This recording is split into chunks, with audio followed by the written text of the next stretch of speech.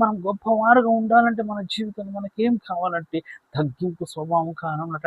ఎట్టి పరిస్థితులు అయినప్పటికి కూడా మనకు అన్యాయం జరుగుతున్నప్పటికీ, మోసం జరుగుతున్నప్పటికీ, మనకు మన మీద అనవసరంగా నిందలు వేస్తున్నప్పటికీ, మనల్ని అనవసరంగా గాయాలు పరుస్తున్నప్పటికీ, యేసుక్రీస్తు ప్రభు ఏమంటున్నాడంటే, సమస్తము నాపై వేసి, సమస్త భారం నాపై వేసి, సమస్తము నాకు అప్పచెప్పి మీరు సంతోషంగా ఉండమంటున్నారు. సమస్తం నాకు అప్పచెప్పి మీరు సంతోషంగా ఉండమంటున్నారు. మన ప్రతి పరిస్థితుల్లో మనం యేసుక్రీస్తు ప్రభువుయందు విశ్వాసం ఉంచి, యేసుక్రీస్తు ప్రభువుయందు విశ్వాసం ఉంచి, యేసయ్య నా బాధను చూస్తున్నాడు, యేసయ్య నా కష్టాన్ని చూస్తున్నాడు, యేసయ్య నా నిందలను చూస్తున్నాడు, యేసయ్య నా అవమానాలను చూస్తున్నాడు.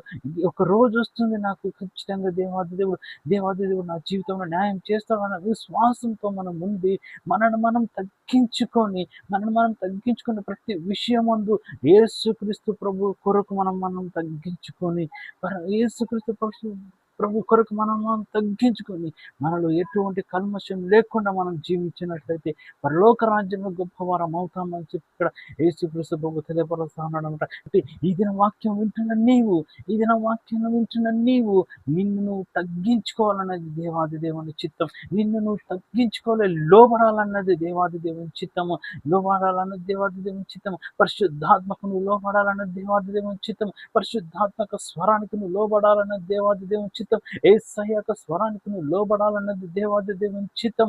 యేసయ్య చిత్తానికి నువ్వు లోబడాలన్నది దేవాది దేవుని చిత్తం. కాబట్టి నువ్వు ఎప్పుడైతే నువ్వు లోబడతావో, ఎప్పుడైతే నువ్వు తగ్గించుకుంటావో, పరలోక రాజ్యంలో నువ్వు గొప్పవాడుగా ఉంటావు. ఇక్కడ యేసుక్రీస్తు ప్రభువు తెలియపరుస్తా ఉన్నాడు. హల్లెలూయా, హల్లెలూయా. నమ్మినట్లయితే కళ్ళు ముచ్చుకు ప్రార్థన చేసుకుందాం. పరిశుద్ధుడ, మహోన్నతుడ, మహిమగల తండ్రి, ఆశ్చర్యకరుడ, ఆలోచనకర్త తండ్రి, ఈ క్షణం మీరు మాతో మాట్లాడిన విధానాన్ని బట్టి మీకే స్తోత్రం తండ్రి. అట్టి తగ్గింపు హృదయం, చిన్న బిడ్డల వల్ల మాకు తగ్గింపు హృదయం మాకు ఇవ్వండి యేసయ్య.